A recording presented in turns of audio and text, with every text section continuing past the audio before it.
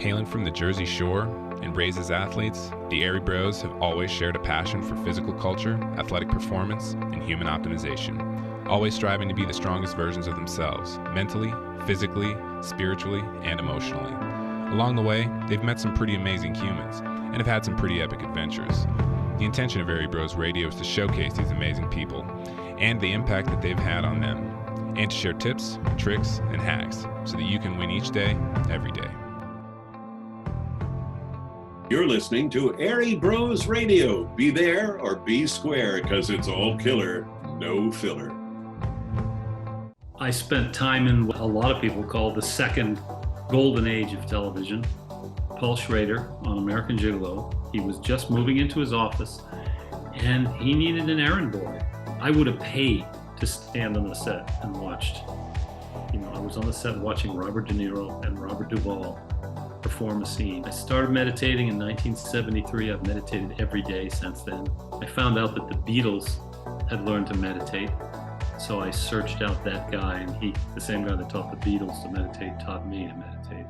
CU Denver thing happened totally by accident. I always saw my role as assistant director was to create an atmosphere in which the actors and the director and the other creative people had felt comfortable and they had a space to work that allowed for some creative freedom. I got a phone call and got the job, and that was Return of the Jedi. I always took time out to talk to people and find out what made them tick. This is Eric Jewett, and you're listening to Airey Bros Radio. When I was young, I in my 20s and early 30s till my son was born, I probably saw 50 movies a year. Now it's a lot harder to see movies, and I don't know. Honestly, I'm disillusioned with movies right now. I watch a lot of TV now. Is that because you spent more time in television? No, it's because I think that I spent time in what Dan Attias calls, and a lot of people call, the second golden age of television. I was working in movies, and I worked on some really good movies. And then I worked on a bunch of really crappy movies because the writing was bad and they just weren't interesting. And then I started doing television, and the writing was good and smart and clever. And, I just thought TV was better than movies. And, to some degree, I think that's still true. And it's, it takes a lot to get me to leave my house and pay to go to the movies. It has to be a good movie. Do you go back and watch older ones? We were talking about The Manchurian Candidate. Do you enjoy watching the classics? I do, but honestly, I like to keep moving forward. I want to see the new stuff. Okay. I'm more interested in staying up to date, staying au courant. Every now and then I'll watch an old movie. But the ones that I'll watch again are ones that I know are good. And every now and then I'll think, there's something like on TV, a movie, and I'll watch it for 10 minutes and I'll think, oh my God, that does not hold up at all. Click, next. I'm always curious to that, right? Because the magic, you know what goes behind. We've talked about, not being able to watch certain people's films, always watching certain people's films because you're friends of them. So I'm always curious about that mindset when it goes into watching things, and how, being so into film, right, teaching it and not getting sour on it. Because I'm at the point where I want to watch content. I want to watch people who create content. I want to watch interviews. I want nothing to do with film because I'm just so oversaturated. Where I think, and we learned yesterday, and everyone we talked to was you got to watch it. It's the same thing as, fighting or doing jujitsu or wrestling. You got to be on the mat. You got to get your time in. And, I think it goes back to what you're creating and what you're doing, where you're going to draw your creativity from. Yeah, I think that's true. But, I'm old. I've seen a lot of stuff, a lot of things. So, if it's not not fresh and new, if it's just retreading old material, or if it's doing it badly, I don't have patience for badly written things now, or badly acted. So that's one of the questions I have for you, because I don't know if you wrote it on the board one of the first days of class, but you definitely made a point that you had to fire a lot of people at one point in your career. That was part of your job, being very cutthroat and firing people. And on the other side of things, you're helping up and coming filmmakers, and you have to argue with people about the 180-degree rule. So how do you change those hats? How do you go from the cutthroat Hollywood to being kind and generous? Is it the cappuccino, the decaf cappuccino? Is that the secret?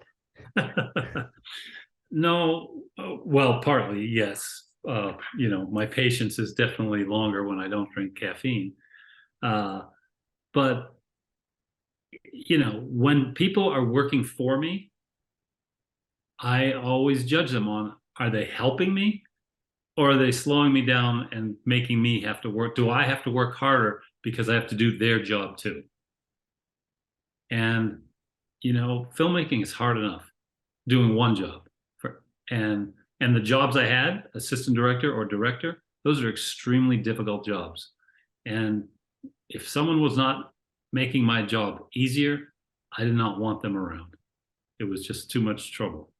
Because quite often, they'd be lazy and I have to go fix something, or they would be incompetent and I have to go fix something.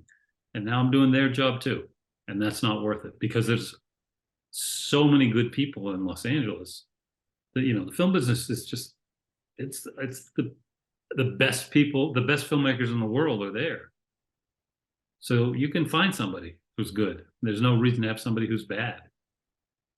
So that's how that goes in terms of firing people. Teaching is a whole different thing. These people are not working for me, and I need to be patient with them because they know nothing. I have to remind myself every day, the students know nothing. So it's my job to teach them and teach them how to do it properly. And is it more fun when they grasp it immediately? Yes.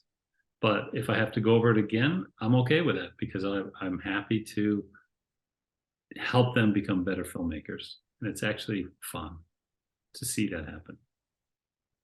That's a very refreshing mindset to take, of students know nothing, right? Instead of getting upset.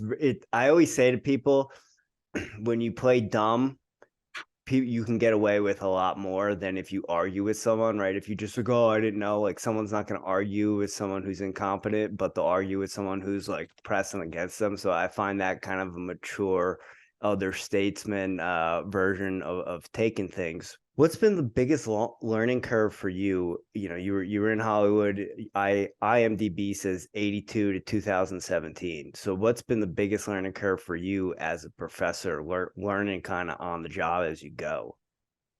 The thing is that I know the information. I know how to make films. I'm an expert at it.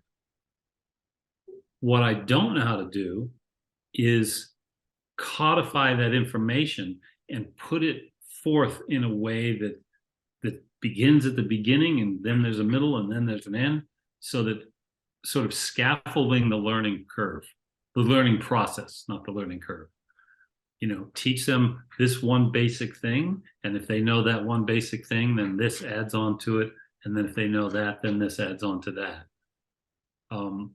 So that's hard, because I learned things in bits and pieces, because I was I started off knowing nothing, and I was, suddenly thrown into the big time, and I just had to learn by doing. So I didn't know a lot when I started, but now I do. So I'd like to find a way to help people learn it. And like I say, begin at the beginning and sort of give them the basic bits of knowledge that they need in order to get going on their life as filmmakers. Is there any right way to get started? I know we talked to Dan Adius yesterday, and he wrote the book, and his book, has a lot of good details on things you're going to run into as someone starting in the business, and even as he advanced. But he even said, and it was my question, I didn't have to ask it, like, there is no how-to guide. This is just my experience. So is it just one of those things, jump in wherever you can? I think yes. I mean, everyone says this, that every person has a different story of how they got started. Everybody has their own story, but the basic story is you take any job you can get just to get in there, and then once you have that job, you just you do that job as well as to the best of your ability, so that people see you as a hard worker and a quality person. But then you use that job and that position and those people to network and find the job that you really want to do. And sometimes you don't know the job. When I started out, I originally went to Los Angeles to be an animator because I thought I wanted to be in animation. I had seen the great Disney animations, and I thought, this is cool. I want to do this. I want to draw Dalmatians. Or whatever, Peter Pan or Beauty and the Beast, whatever, and that did not work out, and it turned out I wasn't good at it, and I had other skills, but it took me a while to figure that out. What was that project that you kind of found that AD role they found yourself in? Was it the first one, or was it a couple after the first one where you were like, oh, I can do this? It was my very first professional job. I wasn't an AD, and this is an example of what I'm talking about. I was just the director's assistant. He just needed me, Paul Schrader on American Gigolo. He was just moving into his office, and he needed an errand boy. I had to wash his car. I had to take his dry cleaning to the dry cleaners. I had to put gas in his car. I had to make sure he always had coffee. I had to keep track of his scripts. He was very kind of scattered. So, where's my script? Oh, here's another one. Take this. I was sort of that stereotypical gopher, kid standing there. And, before he thought of what he needed, I handed it to him. I made myself valuable in that way. So that was my job going in. And then when we started shooting, now suddenly he had a whole crew around him handling his day-to-day activities. Here's your chair, sir, sit there. And here's your monitor, watch the monitor and go direct the actors. Go talk to the DP. That's what he was doing. So I didn't have as much of that other stuff to do as before. So I'm kind of standing around on the set, and I talk to everybody, literally every crew member. What do you do? What's your job called? What is it like? How do you get into that? And while I'm doing this, the assistant directors, in particular, Duncan Henderson, he was actually the trainee, assistant director trainee. He said, okay, go over there, stand outside that door, make sure nobody walks through that door and interrupts the set. Go out there and yell, we're rolling, make sure everybody stays quiet when we're rolling. Little things like that. I was just helping them out. And those three guys, Duncan Henderson, Bill Beasley, and Peter Bogart, were the assistant directors. And I thought they were the smartest, most interesting, and they had the best job because it was active and busy all day.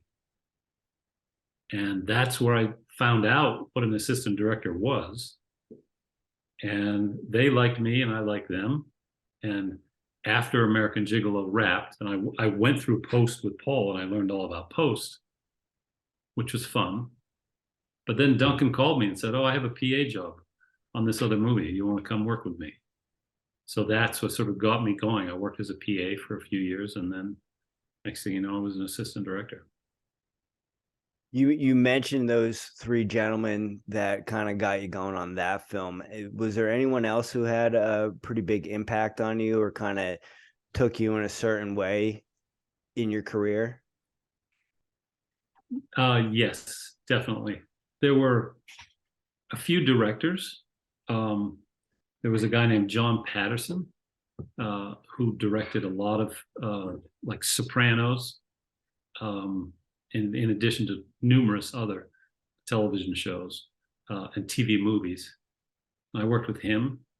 I worked with a guy named Glenn Jordan, who made very high-end TV movies. There was a phase, a time in the 90s where these movies of the week were like mini features. And so I worked with Glenn on a number of those. And I learned directing from them by being their assistant directors and standing next to them and watching what they did as directors and quizzing them. And Lou Antonio, same thing. He had been an actor. He was on Cool Hand Luke, and now he's directing. So I learned a lot about talking to actors from him. You know, I would stand there, I'd get the set quiet, we'd roll, the actors would act, and then he'll go talk to them, and he'd come back and they'd do something else, and I'd be standing there and go, wow, Lou, what did you say to her? And he would tell me exactly the note that he gave. It was like, okay, so that's how you do it. So those three directors really helped me a lot. And what really put me over the top, I know this is going to sound crazy, but I was the AD on this TV show called Party of Five. And they liked me. I was doing a good job as the AD. And Ellen Pressman came in. She's a terrific director. She did a lot of wonderful television, continues to do it. But and we got along really well.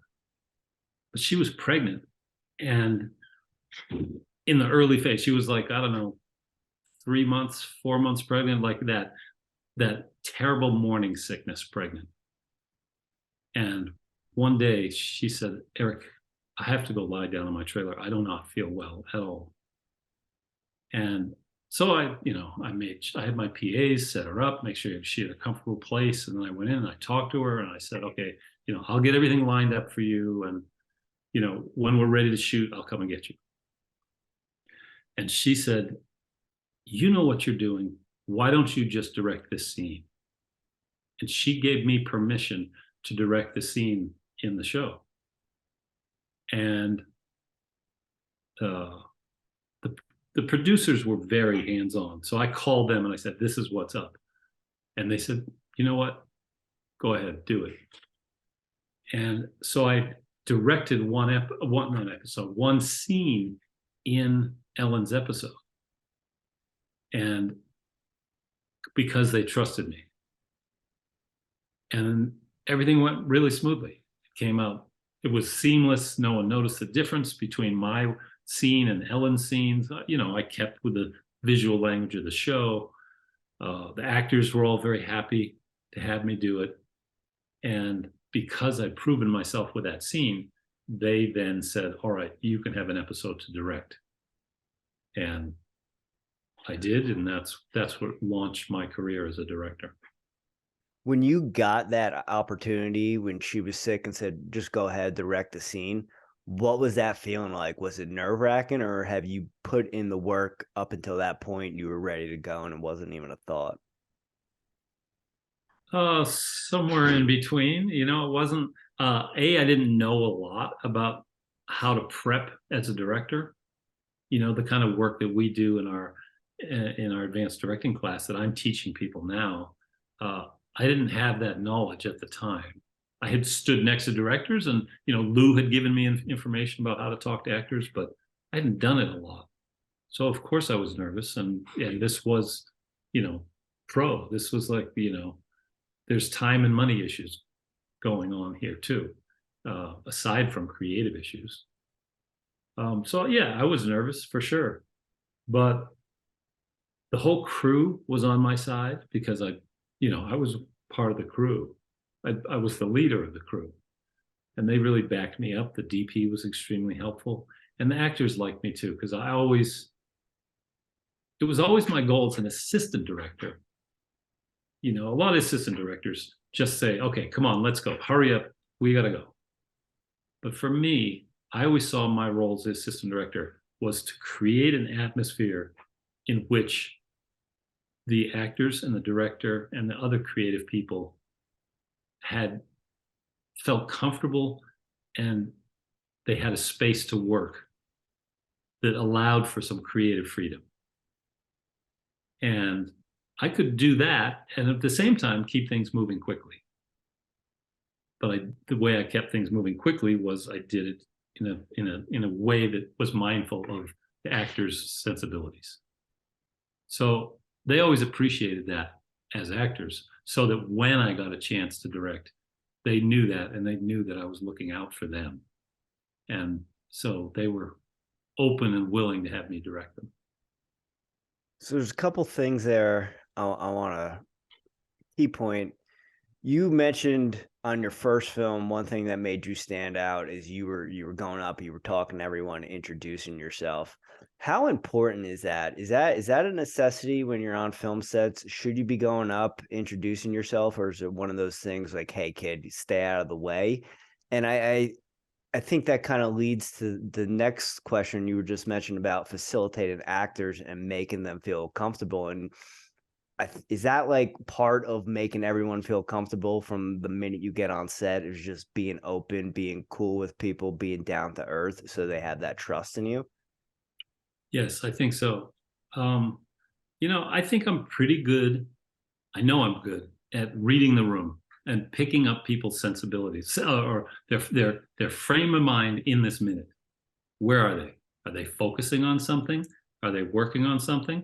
So I'm going to hang back and not get in their way. Are they just standing patiently waiting to before it's their turn to do something? And I can hit them up. Hey, what's up? My name is Eric. And people always like it when you introduce yourself to them. You know, when some new person shows up, movie crews, even if they're like 200-person crews, everybody knows each other. So when somebody else shows up, that person is a stranger. So, you need to introduce yourself. It's just common courtesy, politeness. So I always did that. And I always took time out to talk to people and find out what made them tick, because I like that. And I'm telling you, I don't think there's anyone on the face of the earth that does not want to talk about themselves. Why do you think I agreed to be on your podcast? Touche. Right? Yeah. So, I made it a point.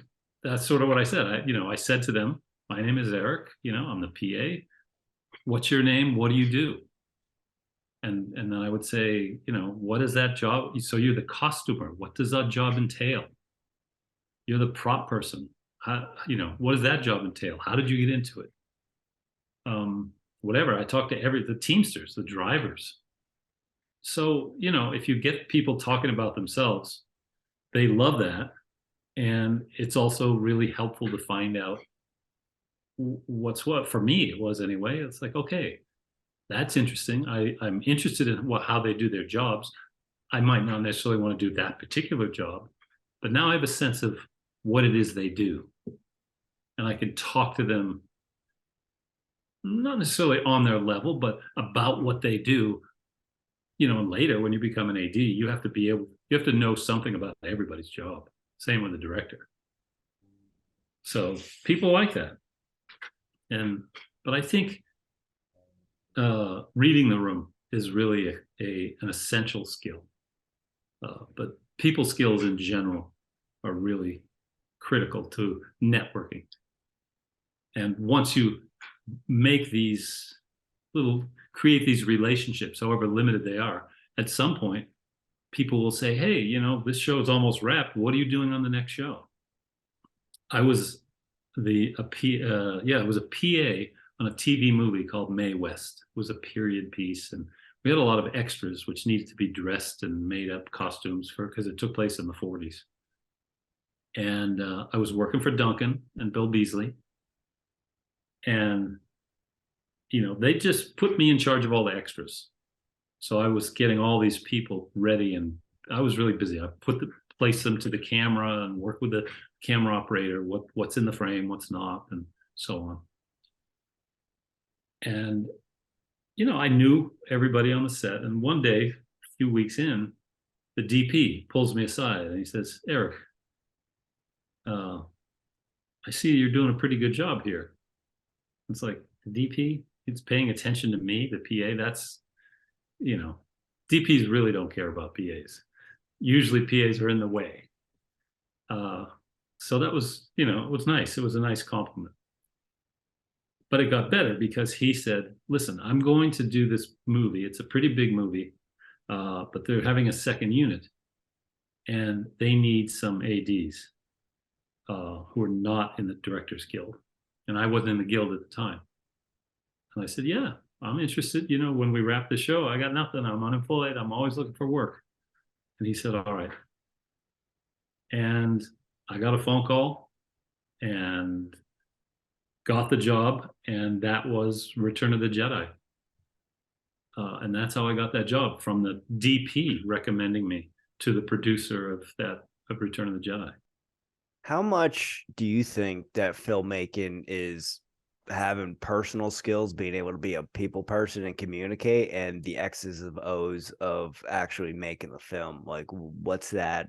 Is it 50-50? Is it 40-60? I think it depends on your job category. My first reaction was it's about 90% people skills and about 10% X's and O's. Having said that, I've worked with a lot of brilliant DPs with no people skills at all. And I thought, oh my God, this guy, like, somebody's going to kill him if he opens his mouth one more time. Such a tyrant. But his work looks so beautiful.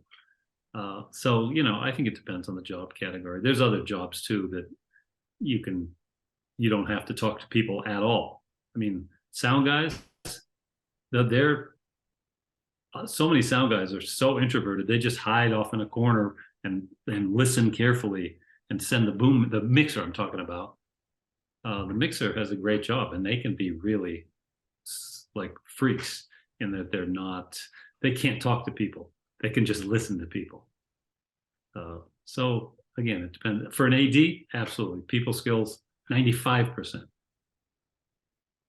We had a doctor on, Dr. Eric Goodman. He does foundation training, and he was talking about at med school, you could tell in the groups and everyone, like, those people are going to be chiropractors, they're going to be dermatologists. And I feel like we have that same kind of setup at our program. Like, you can tell who are the DPs, who are the sound people, like distinct personalities that kind of stick out to you. Yeah, definitely. I think that's true. Yeah. You were talking about before, like, Party of Five kind of got your ball rolling, and I was looking at the dates of your jobs, and it looks like from the 90s to in the 2000s, it was just rolling. It was job after job after job. Do you look back at that period like a whirlwind? Do you remember like a lot of it, or was it just like make it happen, make it happen? If I think about it, I remember everything. I'll be honest with you. There's a lot of times where I will go on my own IMDb. It was like, okay, where was I in 2004? Or where did I meet that person? It does kind of blur together when you work on that many shows. But, my son was born in 1990, and he went to private school, and then he went to private college. And, I needed to work, man, from 1990 to 2020, just to keep the whole family thing together. But I loved it. I wish that I had the energy that I had then, because it was a great period of time for sure. What's the family dynamic? You said your son was born in 1990, right? You're working until 2017. How do you manage a family life? How do you stay engaged in your family life when you're constantly traveling and, taking different jobs? Well, I certainly have to give credit to my wife. She's a writer, but she had her job was to stay home and write, so she was able to manage our family, and she really kept us together for sure. Uh, in terms of the home life, I really owe a lot to her, a lot of my career to her. She was very supportive, but also, it looks like I worked a lot, but my goal was to try not to work more than 8 months a year. So I would always have either a good 4 month chunk or a good month chunk here and a 2 month chunk there, which I would stay home and we would go on trips and vacations and travel, go skiing a lot. And, I spent time with my son, driving him to school. That was a great thing about TV too, is TV is a more normal schedule. So I could drive my son to school, drop him off, and then go to work. Do you miss being in LA? I love LA. It's a great city. It's full of people. I mean, everybody in LA works in the film business. So, you're always talking about film. Who's doing what? You hear the gossip, you hear of the new projects that are being made. No one else, the people in the rest of the world haven't heard of yet. You're in on it. And then there's always, new techniques, new tools. I really like the Directors Guild. We have our own building in Hollywood, and they have screenings there once a week, free. Any member can show up and go to these screenings, and you see all the latest movies usually before they come out, and you see all the other directors and assistant directors, and you can hang out. It's like, yo, dude, what's up? And that's fun. I miss that for sure. Yeah, I could see. I was, wrestler, grappler, and that was my whole life. And then come to Colorado, I'm completely taken out of that scene. So I could see how that could be an issue. One of the first things you said to me in class, to the whole class, but really it was like, that's my guy. You told me at one point in your life you were a tree loving hippie. And my question is, being in LA, how do you keep your soul? How do you keep that tree hug and hippiness? Can you navigate your way through the industry and still keep a higher spiritual vibration? I think absolutely I can. I've been meditating. I started meditating in 1973. I've meditated every day since then. That keeps me centered. And that combined with the fact that LA has the Angeles National Forest, that was a 15-minute drive from my house.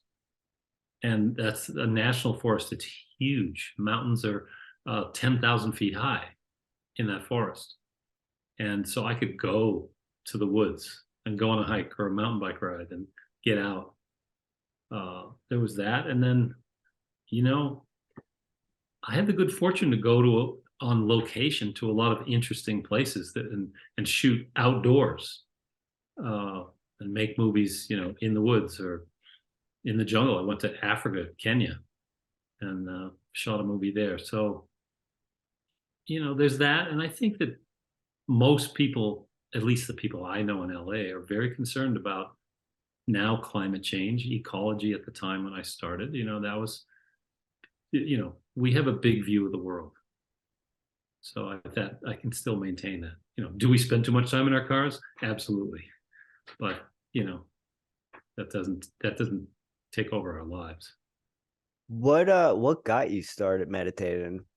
It's hard to say. I think, I had a fairly repressed family life, and I was kind of trying to break out of that somehow. I didn't know how to do that.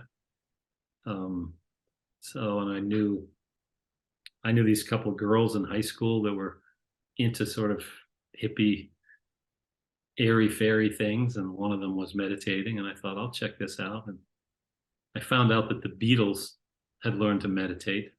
So I searched out that guy, and the same guy that taught the Beatles to meditate, taught me to meditate. And it worked for me. You mentioned when you lived in LA being 15 minutes from the forest and shooting on locations that were really next to some really good outdoor locations. Is that a necessity for you to be outside in nature like daily? Yeah, I like it. I like it. I have to say that as much as I love television, some of the TV shows I worked on, it did feel like a factory. The last show I worked on was on the Disney lot, and you go in there, you park in the employee parking, and you walk to the stage, and you go inside the stage, which is this big giant building with no windows, and we create daylight or dark, whatever, inside with our lighting.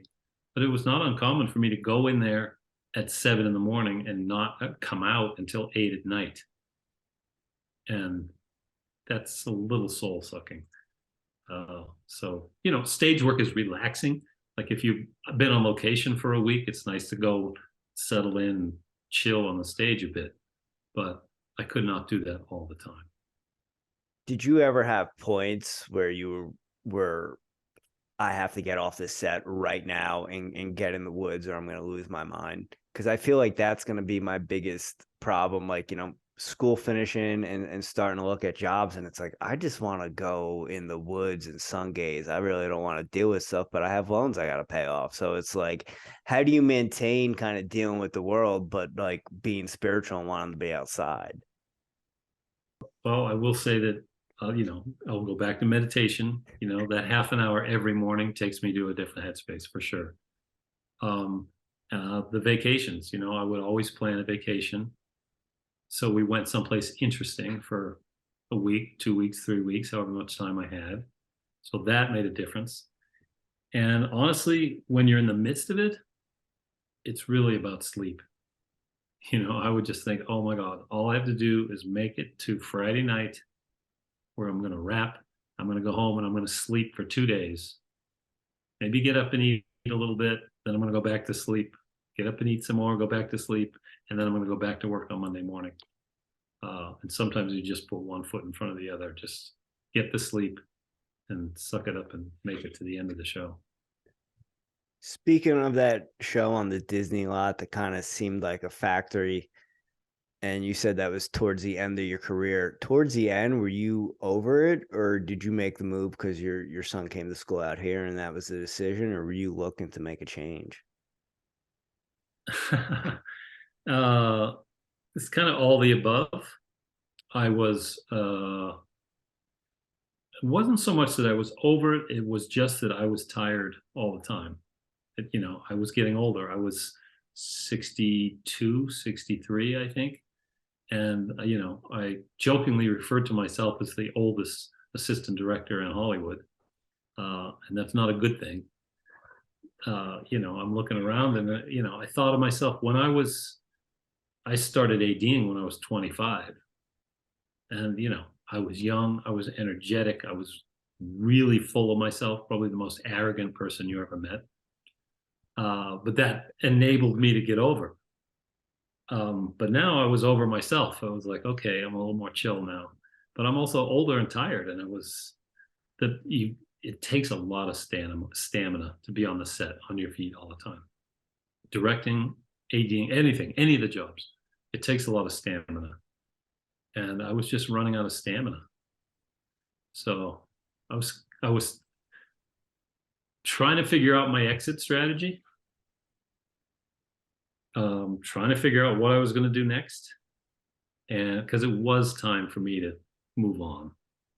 I wasn't as good as I used to be because I didn't care as much. Did you notice that? Yes, definitely. Definitely. Like people would get all whipped up and I'm like, yeah, whatever. All right, fine.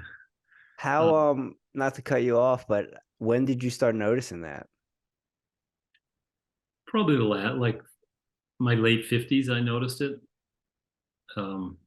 Sometimes it worked for me. It was a good thing that I wasn't, ready to have a heart attack over something or ready to start screaming at people, which I would have done when I was in my 20s. Also, you know what? So much depends on the material, and you don't have total control over the material you work on. There was a period of time where I worked on a bunch of great shows. And then the last few years, the shows I worked on were okay, but not great. And some of them were, I would go home kind of sad. And my wife would say, "How was your day?" And I was like, okay, drivel being badly performed. It was bad writing and bad acting. I was like, ugh, that's not much fun. Then it felt even more like a factory job. Whereas, there were some jobs I went on, and they were sporadic, but they're not common, where the writing was brilliant and the acting was thrilling, and which I would have paid to stand on the set and watched. I was on the set watching Robert De Niro and Robert Duvall perform a scene, and it was it was possibly the most exciting thing I've ever done in my life. I performed a scene with Diane Wiest that was equally as exciting. Me acting with Diane Wiest and watching her, she's an incredible actor. It was thrilling. So, if you've done that and now you're watching somebody who's not that talented saying lines that aren't well written, it's like, whatever. So anyway, the whole See You Denver thing happened totally by accident. I was reading the DGA magazine. See You Denver put an ad for a professor in the magazine. And I thought, that's near my son. We could be near him, and I'll try it out. I applied, I got the job, and honestly, I wasn't really ready to retire, but I did.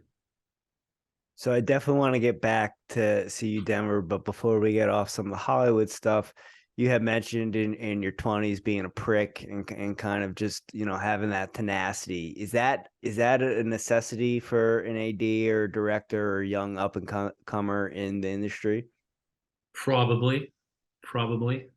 You have to be very confident. Confidence more than anything else. I don't know. You don't necessarily have to be a prick. I don't like to think of myself as a prick, but I know. I'm sorry. No. You know what? I think I probably was, because I was very confident in my abilities. Probably more confident than my abilities really reflected. But that didn't matter. I was like, yeah, I can do this. Get out of my way. And we're doing it. Here we go. Do you have moments that you reflect on now, being an educator and being a professor and teaching up and comers, that you look back at certain situations, how you handled it, and just shake your head and think of a million different ways you could have handled it better? Or do you look at things where I did the best I could at the time I had to do it? I think it's a combination of all the above.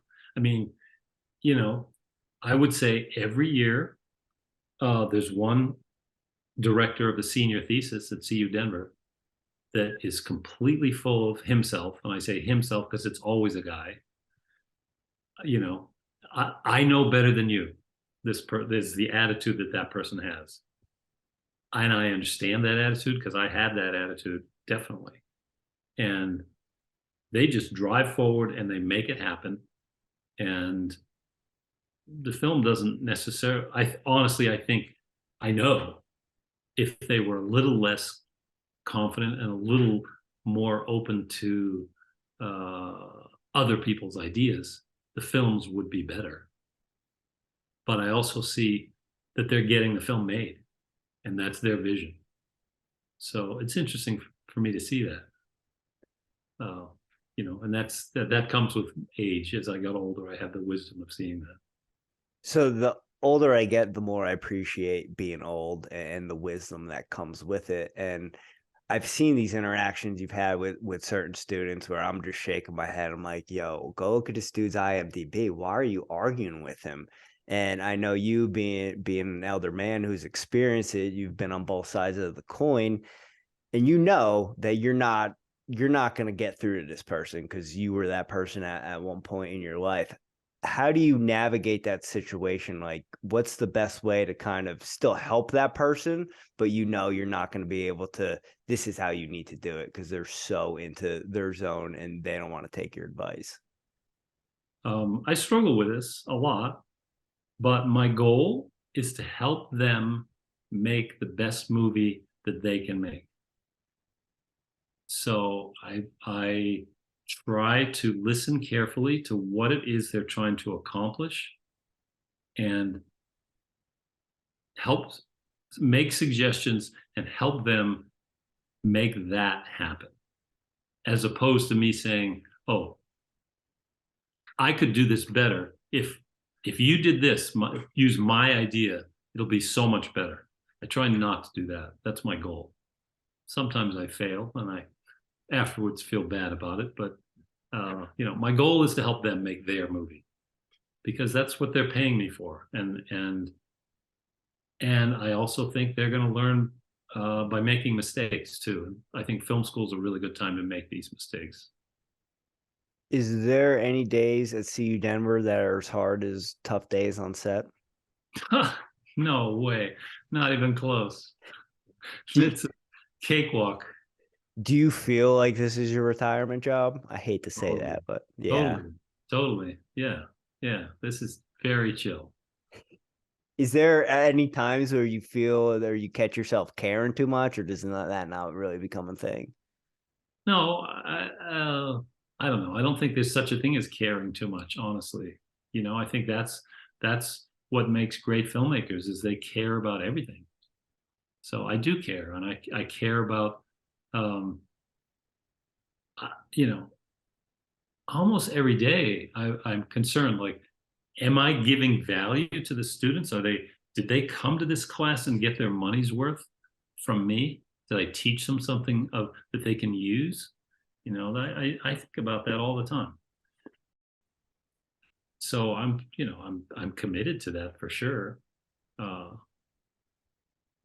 Other times, yes, whatever. I don't know. Well, first and foremost, I don't want to put you over too much, but yes, you're doing your job. Your class is worth the price of admission for film school at this point for me.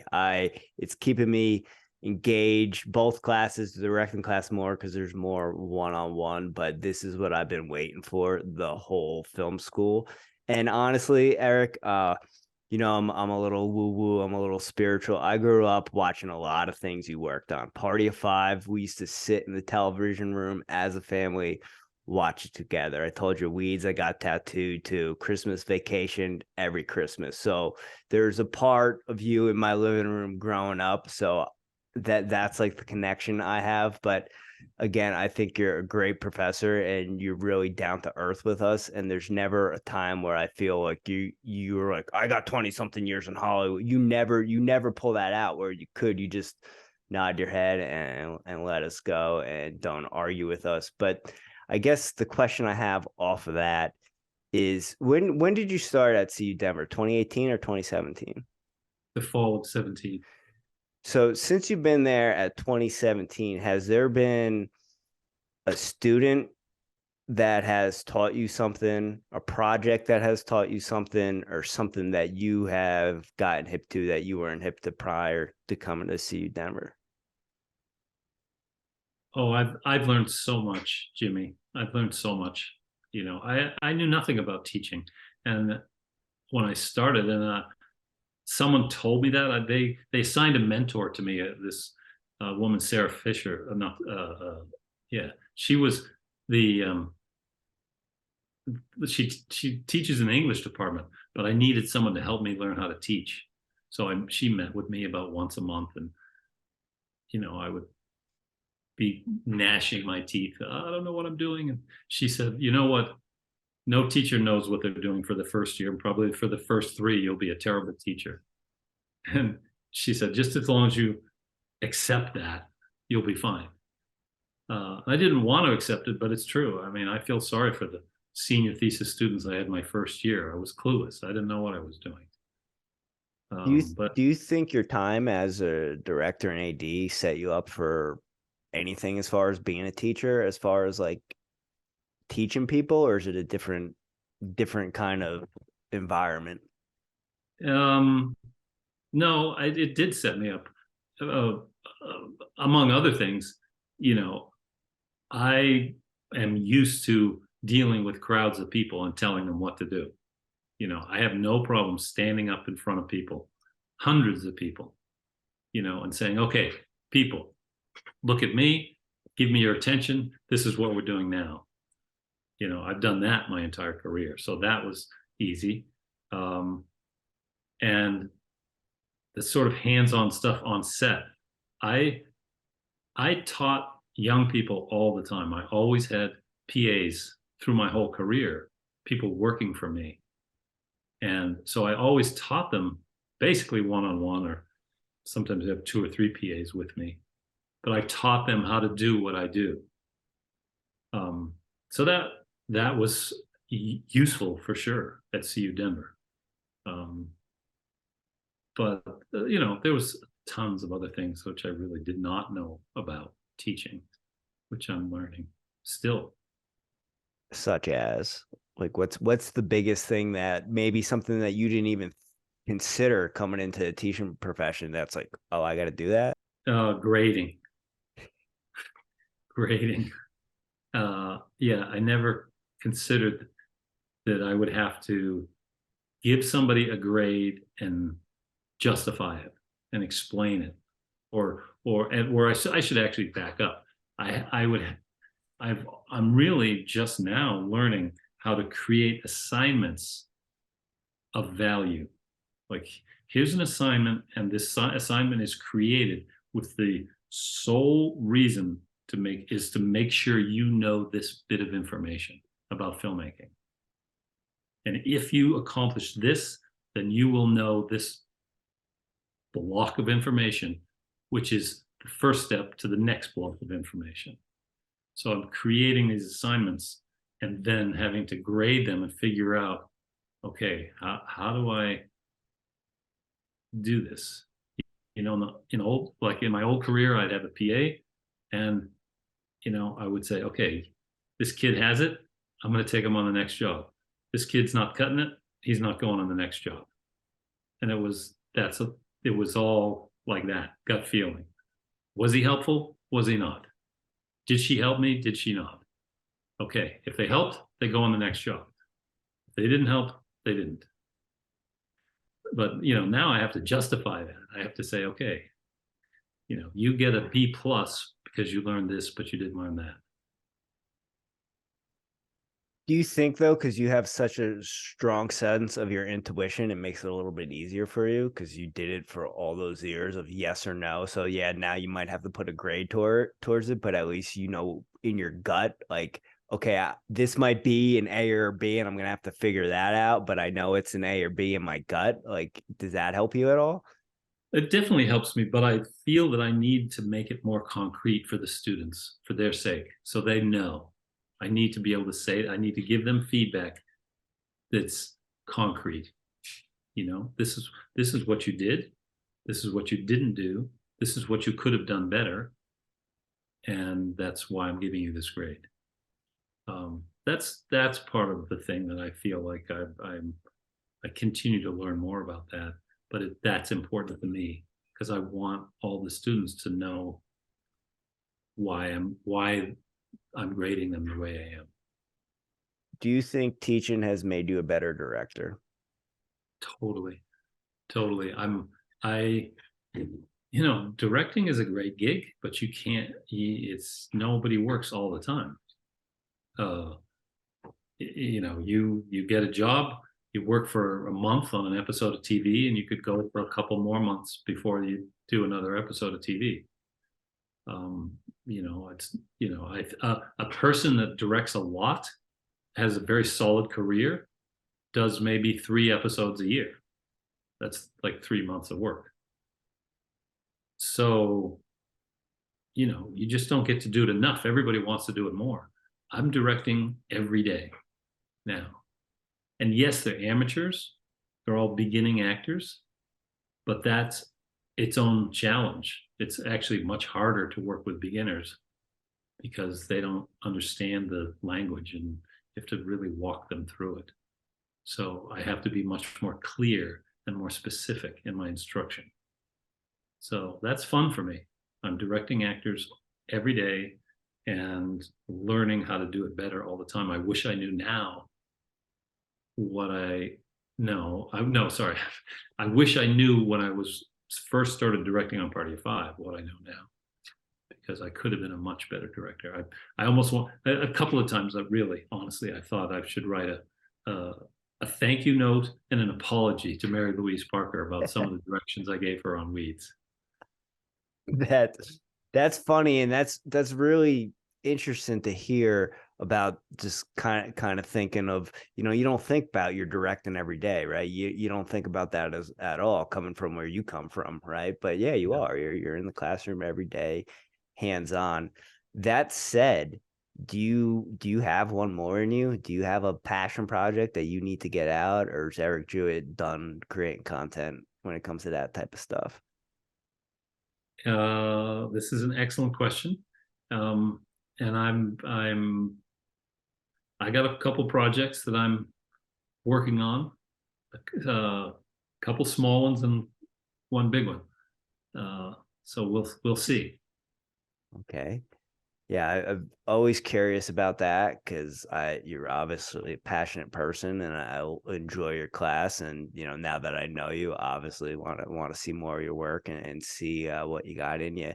One last thing I got for you before we get into rapid fire is, how do you enjoy Boulder? I feel I'm slacking because I haven't spent much time up there, and coming from the East Coast, that's all you hear is Boulder, Boulder, Boulder, and I'm curious if it's worth going to spend some time and looking for places up there.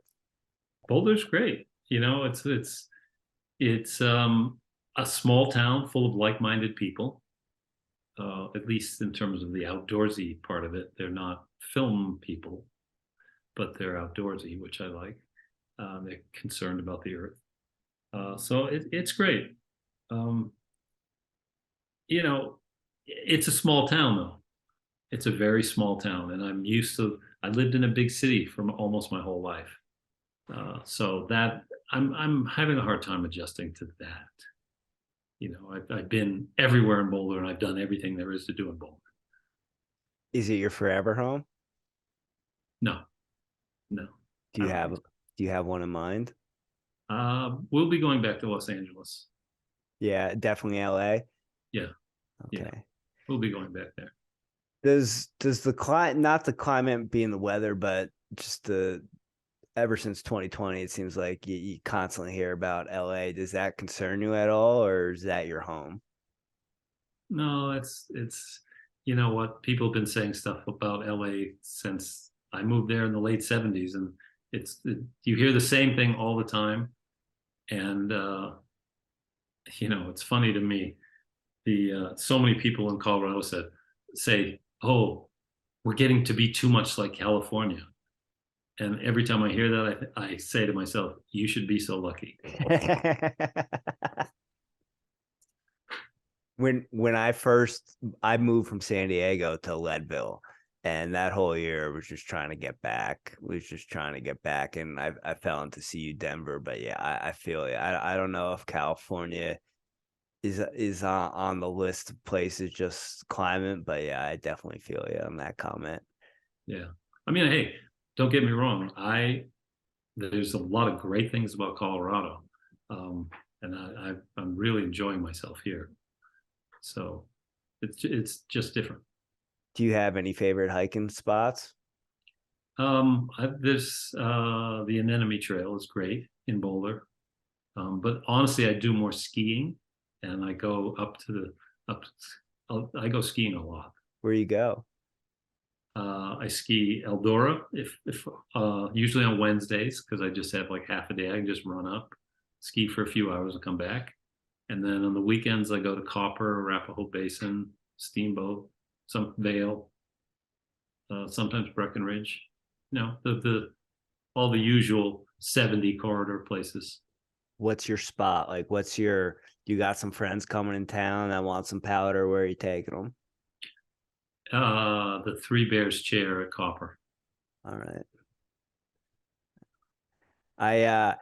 I never got into skiing when I moved here. It was because of a knee injury. So when we were living in Leadville, it wasn't an option. But I always envied those guys that would, come from work skiing all day and then come work in the kitchen, or the guys that would be in the kitchen all day. And then I just always thought that was like, it felt like such a freeing experience, like just to go skiing. Because being from the East Coast, that is not a thing where I come from at all. You gotta go to Pennsylvania or New York for something like that. Right, right. Well, I grew up skiing in Massachusetts and Vermont. Okay. So, I literally have been skiing as long as I've been walking. Kind of random. Did you ever get into surfing when you were in LA? I surfed a few times, and it didn't get into it. Okay. Didn't get into it. My son is a big surfer. He loves to surf. So I lied. I said we were gonna get into rapid fire, but you mentioned your son, and you've made some comments in class about your son rock climbing and doing his own thing and being proud of him, but maybe some comments that he hasn't gotten into filmmaking or something, like a joke like that. Does that bother you at all? No, it doesn't bother me. Because filmmaking is something that if you don't have a passion for it, don't get into it. Just don't even bother to try. You have to be passionate about it, and he's not. I guess I just sort of look at him and I think, I wish my parents knew something about filmmaking, because my parents knew nothing. They didn't watch TV. They didn't go to movies. They literally were not involved in filmed entertainment. I didn't see a movie till I was 14. I did it on my own. But I've gotten so many young people jobs and launched their careers, including several people from CU Denver. I thought, okay, Kylie Mitchell, she's on the ball. I'm going to send her to my people in Hollywood and get her going, because she's going to go places. Molly White, same thing. She's going to go places. So I hooked them up, and their career is really going off. And I could have done that for my son. And I wished that, all I'm thinking is that I wish that I'd had someone to help me, because for the first, I want to say 10 years, I really, looking back at it, I was flailing around. I didn't really have any direction. I knew kind of what I wanted to do, but if I'd had someone, a real mentor, I mean, yes, Duncan Henderson was great, but I could have used a parent to help me. I see that people whose parents are in the film business always have a step up. So I could have done that for my son. Just want to say one thing, because I feel that it's important to recognize my son, who has a completely different life than mine, but he is very happy. So that's really my concern for him, and I'm happy that worked out for him. Thank you for elaborating on that. That was kind of something I didn't get that in class when you said that. So it was refreshing to take that point of view, because I'm always curious about parents and just raising kids and stuff, because it's one of those things that no one's going to do it right. You're going to mess up. You're going to make mistakes. There's no manual. And I'm not really curious in having kids, but I'm curious in the process of raising kids, because, developing humans and how that interaction works with parents. I'm always curious about that stuff. Yeah. Yeah. It's a great thing. I'm most proud of being a parent. Of all the things in my life, the thing I'm most proud of is raising my son. That's awesome. That's really heartwarming to hear. Is there anything that we haven't spoken on that you'd like to speak on, or you'd like to mention about the program at CU Denver, or maybe some films for some of the viewers out there that you're proud of that they haven't seen? Anything we haven't spoke on? There's so many films that I've worked on that I'm proud of. It would be hard to name them. But I think that CU Denver has a great film program, and I wish that I could have had that kind of education when I was in college. I would have really liked to have learned a lot more. when I graduated from college, I knew a lot about books and stories, which was very helpful, but I did not know much about actual filmmaking. And I think that we're providing a pretty good education for students, and I have great hope for all my students. I'm really pleased with the program. And when I hear people, maybe kids that came into the program with more knowledge than me, maybe talk down on it, I just shake my head. But I'm like, well, I didn't know anything. And I think this program is great because it's really giving me confidence and giving me the ability to kind of believe in myself. And really, if you want to do something, you just have to start. And that's what the program has taught me. And you guys let us fail. You guys let us fall right on our face and get back up and do it again. So I think with anything, there's stuff that you got to adjust on the fly as you go, but nothing's 100%. And I think the program and the teachers involved, professors involved, really give their all and care about the students. Yeah, I think we do. I think that's a wonderful thing also, is me getting to know the other professors, because they all give their everything. Yeah. Really committed. Yeah, I agree. So a lot of these I know the answer to, but standard 4 rapid fire questions. First one, Eric, are you a coffee drinker? Decaf only. Decaf cappuccinos? Yes. Yes. You have a daily practice that you do every day to show up as the strongest version of Eric Jewett. I do, and it takes a long time to do. I get up early, I meditate, I try to exercise for at least an hour, and so that I'm feeling fit and feeling good about myself physically. I always have a big or healthy breakfast, and those 3 things launch me on my day every day. Oh, and I make my bed before I leave the house every day. That is key. I'm the same with that. That was like my first little routine that I ever started that I was so proud of. What is your physical conditioning routine look like? Are you doing cardio? You hitting the weights? A little bit of both?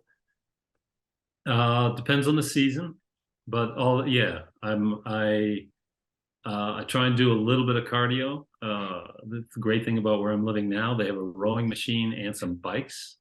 So I'll get on those, get some cardio to get warmed up. And then I have a weight routine that I alternate, legs, upper body, arms, and then I do it over again. If it's winter, I work skiing 3 days a week into that. If it's summer, I work in mountain biking into that. Not quite, it depends. Not so much in Colorado. In California, I was biking 3 days a week. So there's that. And then I used to walk a lot on the set as a director or a AD. You're always on your feet walking. So I do walk, and now I walk. I take the bus to work from Boulder, and I walk. It's about 9/10 of a mile from the Union Station to my office or the classroom. I walk that twice there and back. So I walk basically 2 miles a day, and on top of all that. When you were active as a director or assistant director, was that daily routine a necessity to keep your mind right? Totally. Yeah. I would do a little less exercise in the morning. It was a little more stretching and a little less weight work. But because I was so physical on the set, I would be on my feet, walking fast, moving around all day long. So that was a little different. But yes, the same. Meditate, eat breakfast every day, make my bed. I love it. What are you listening to right now? Music, audiobooks, podcasts? Are you reading anything? I'm listening to mostly to music. I'm listening to Fish. I'm listening to Grateful Dead. I'm listening to jazz, old and new. I like the sort of exploratory kind of improvisational things, which I like. It taps into my thing with acting, where you just listen and react, and I can hear the musicians listening and reacting to each other. I like that. I also, I have Spotify, and they have this thing called Discover Weekly, and I heard a few things, and they recommend things, and so I listen to that to try and keep up with new music that's different from that old music that I listen to, and I like that. So there's a few new artists that I'm discovering more about. I appreciate that, because as I get older, I try to stay relevant with newer stuff coming out, because I feel a lot of times with the older stuff I listen to, a lot of it is nostalgia and just reliving memories or periods of my life when I really like that. So I feel like keeping it current keeps it current and keeps those new memories flowing through, and gives those memories attachments. Yes. I also, I want to try and stay in touch with my students. And I know I can never, I'm not going to be my students' friends, but I want to listen to music that they like to listen to. And part of my Spotify thing is it taps me into new music, and I can play. I like playing music at the beginning of class. What I think of as the walk-in music. When you go to a concert, they always have walk-in music. So I feel like my class, I have walk-in music to kind of set the tone. And there'll be plenty of times when I'm walking from Union Station to school, and I'm listening to something, and I think, okay, this is the mood I'm in. I'm in a good frame of mind, or I'm feeling a little emotional, or I'm angry about something else, and I want to either bring that into the classroom so the students sort of know where I am. They'll somehow feel it because of the music. Or if I'm not in a good headspace, I'll try and find a different piece of music that will take me out of it, so that I am ready to be present and of value to my students. It's interesting how much music can change the whole atmosphere in your body and the way you feel. And for me, it's a huge part of my life. My brother said to me a long time ago, was life is better with a soundtrack. And I'm a huge proponent of that. I also got to the point where I have to be conscious of not having headphones on all the time, because like you said, walking from Union Station to the school, it's good to hear the city sometimes and all that, but yeah, music is definitely medicine for sure. Yeah, I think so too. Hey, when I made the last short film at CU Denver, I put together a playlist. Monique Salas was the lead, and she played a woman who's was having man trouble, and there was a lot of broken-hearted music, and so I happened to tap into Olivia Rodrigo, because she at the time had a breakout hit about how sad she was that her boyfriend left her, and I put together a whole playlist for Monique. And I would listen to it before we were shooting, and she would listen to it before she was acting. And I felt that it really informed the film in a good way. Did you ever do that prior to that? I didn't, and I wish that I had. Not. So last and certainly not least, I'll give you a little background to this question. So this question used to be, and this was prior to 2020, was what is your favorite conspiracy theory? But a lot of people just roll their eyes and whatever. So we changed it to, do you have any guilty pleasures? And if you do have a favorite conspiracy, I'd love to hear it. I don't believe in conspiracy because I do not feel that humans can agree on anything. And there is no way that a group of people could get together and come up with some scheme to fool everybody else, because I don't think that's possible. So there's that. Guilty pleasure. You know what? It's funny you should say that, because I didn't think I did, but my son spent a week with us this fall. And, we were feeding him, but he was also feeding us. And somehow he just commented, he said, his perfect night, his supper would be 2 beers and his dessert with a pint of ice cream for dessert. And I said, you know what? I could get behind that. Right on. What kind of beer you like? Really hoppy IPA. Really? All Yeah. right. All right. Do you have a favorite Colorado brewery?